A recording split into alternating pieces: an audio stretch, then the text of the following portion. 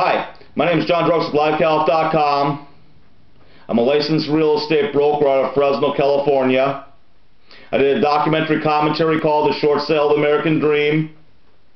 This video will be the first one on that, but also it'll fall under Change, another documentary commentary I'm doing, because there's nothing we need to change more is the housing market.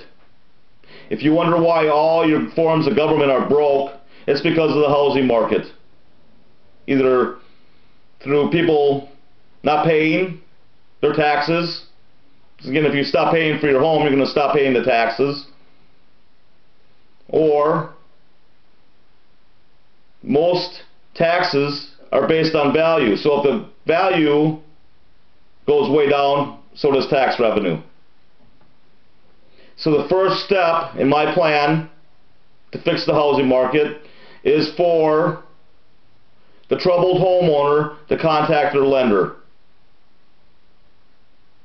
The only way you solve any problem is for the parties to talk.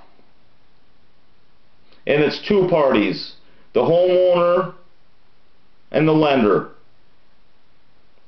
All too often, we have third parties getting in between the homeowner and the lender, either in the form of real estate people or attorneys. Under my plan, the people that were serious about trying to come up with a solution, a troubled homeowner, they would agree to keep it between the troubled homeowner themselves and their lender. If you get a third party involved, at least my plan's over for you. The second step is the government would develop a website, maybe under the new Department of Consumer Finance Protection or HUD. There's several government agencies that oversee the housing market, and the troubled homeowner would input basic information, including the lender they've contacted, the property address, loan numbers, and what their hardship is and what they're hoping to accomplish. The government agency would act as a watchdog to make sure all parties are bargaining in good faith.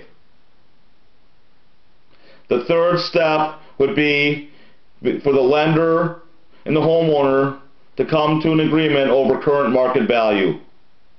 Myself, as a real estate broker, only have to click a couple buttons on a computer to tell you what the market value of a home is, or at least a range. I'm sure the banks can do the same, and between the homeowner and the bank, they come to an agreement what the current market value of that property is. With that said, there is no more subject to pricing in the multiple listing services. A current market value is determined. There's no excuse why someone is advertising prices without knowing the property can be sold for that price. And again, short sale is an option under my plan, but other things need to be looked at first. But again, under my plan, and if you're truly going to fix the housing market, subject to pricing needs to be removed from the multiple listing services. If a real estate person is going to advertise a price, they need to know that property can be sold for that price. So the fourth step is options. The lender gives the homeowner options. And it might be as easy as changing some terms on the loan. Interest rate, extending the number of years of the loan. I've never understood why a loan can't be 40 or 50 years. I'm sure the percentage is very small of the people that pay monthly payments for 30 years and fully pay off their loans anyways. So again, you look at the interest rates and the length of the loan. Hopefully by lowering the interest rate and extending out the number of years, you can come to a payment the homeowner could afford. The second step is under the options is for underwater homeowners. The property is worth less than the loan. Current market value to be used. So let's say the current market value of the property is $150,000. The loan's $200,000. So the troubled homeowner is upside down by $50,000. Under this plan, a silent second would be held by the lender for $50,000, and the homeowner would pay on the current market value of $150,000.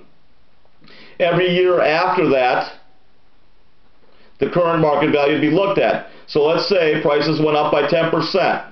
Because again, if you remove subject to pricing from the multiple listing service, I have a feeling you're going to see prices go up. So let's say prices go up by 10% in 1 year. So the current market value goes from $150,000 to $165,000. That would decrease the silent second from $50,000 to $35,000. Because again, under this plan, the homeowner would have to pay on the current market value of the home. And if prices keep rising, eventually, hopefully, market value catches up with the amount of loan. That silent second is only due and payable upon sale. So if a homeowner, either a situation doesn't improve or they needed to move, they would still be responsible for that silent second, but hopefully something could be worked out, either through short sale or foreclosure, deed in life. The third step, the third option, is for the unemployed or loss of income. I know when I contacted my lender, their unemployment program was only for people that collected unemployment. So people that are self-employed, people that don't get anything, there is no program for them. Under this option, the homeowner would be given 6 months, and the 6 months would be added to the end of the loan. So let's say the loan is due in January of 2030. Now, the loan would be due in July of 2030. Again, 6 months grace period for unemployed or people that have a serious loss of income. After the 6 months, if the homeowner's situation still has improved, they may be given another 6 months, but after that time, the other options would need to come into play. And the hope is that if we can fix the housing market, a lot of people's situation is going to improve. So, especially self-employed people, most of the people related to the housing market are self-employed. Real estate people, lenders, construction people.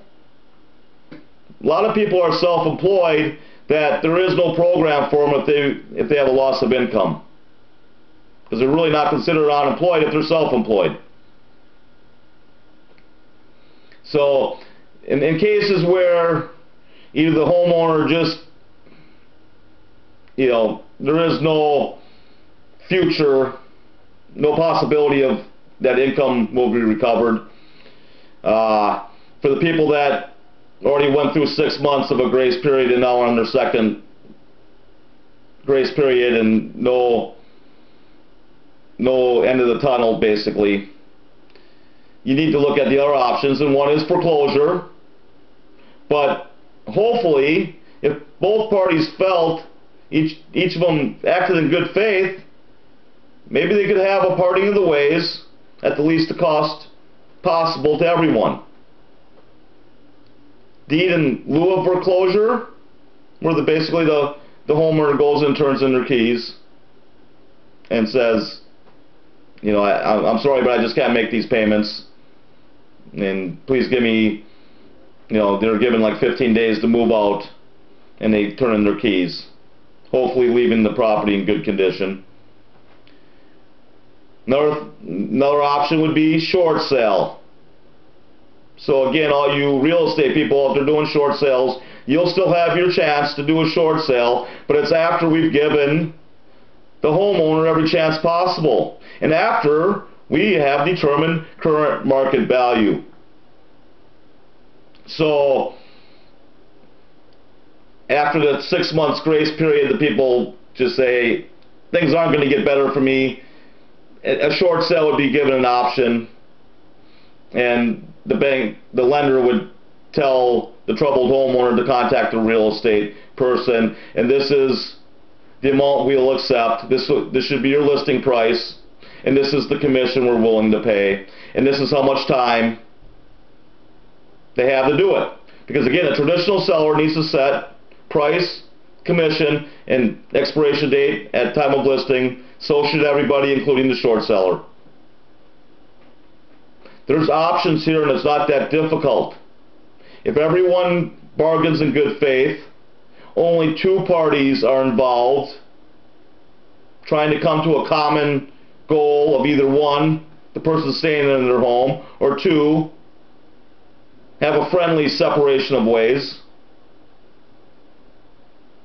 We can fix this. It's not that difficult. So, again, JohnDrucksLiveCalif.com. Keep watching. And excuse me while I turn off my camera.